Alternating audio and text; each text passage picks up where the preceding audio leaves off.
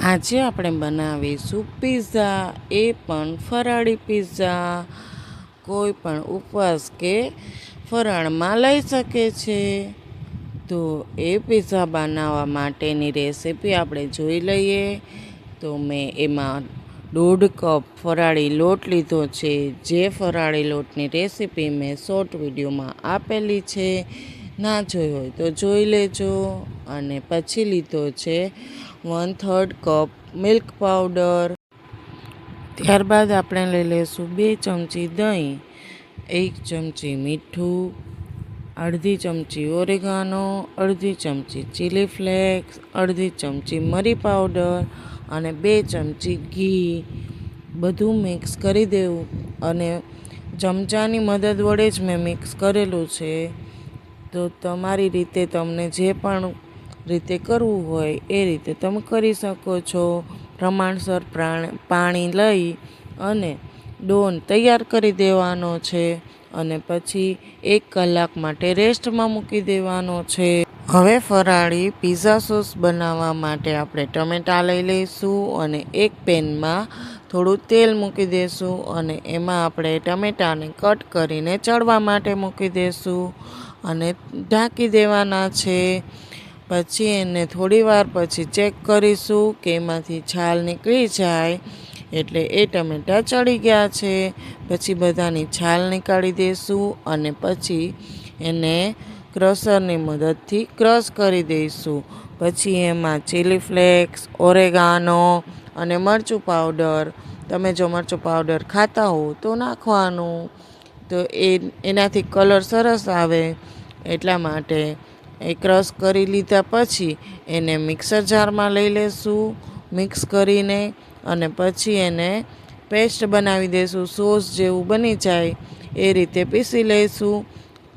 ત્યારબાદ પાછું આપણે જે પેનમાં લીધેલું હતું એ જ પેનમાં લઈ થોડું મીઠું અને પાણી નાખી એ પેસ્ટને પકાવી લઈશું અને રેડી છે આપણો પિઝાનો સોસ. પિઝા સોસ રેડી થઈ ગયા પછી મેં જો 3 કલરના બેલ પેપર લઈ લીધા છે, એને પણ કટ કરી દીધા છે. તમારી પાસે જે પણ અવેલેબલ હોય એ તમે લઈ શકો. હવે 1 કલાક પછી આપણો ડો ફૂલીને તૈયાર થઈ ગયો છે. તો મેં થોડો તેલવાળો હાથ કરી અને ડોને 2 પાર્ટમાં ડિવાઈડ કરી દીધું છે અને એક પેનમાં તેલ કે ઘી લગાવીને એને સ્પ્રેડ કરીને રોટલા જેવો શેપ આપી દેવાનો છે. શેપ આપી દીધા પછી આપણે એમાં જે 3 કલરના બેલ પેપર લીધા હતા અને સોસ જે રેડી કરેલો હતો એ સોસ લગાવી દઈશું અને એની ઉપર આપણે 3 કલરના બેલ પેપર નાખી દઈશું અને ત્યારબાદ આપણે ભરપૂર ચીઝ નાખી દઈશું.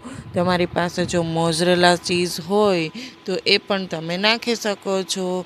પ્રોસેસ ચીઝ મેં યુઝ કરેલું છે.